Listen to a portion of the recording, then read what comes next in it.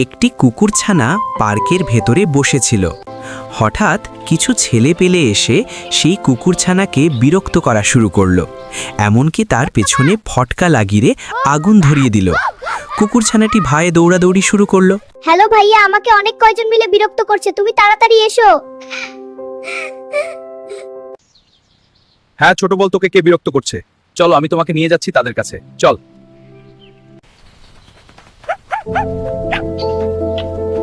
এই ছেলে দাও, তুই কুকুরছানাকে বিরক্ত করলি।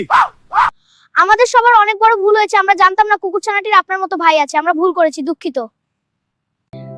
এই কুকুরছানা আজকে থেকে আমাদের বন্ধু, তাকে আর আমরা বিরক্ত করব না।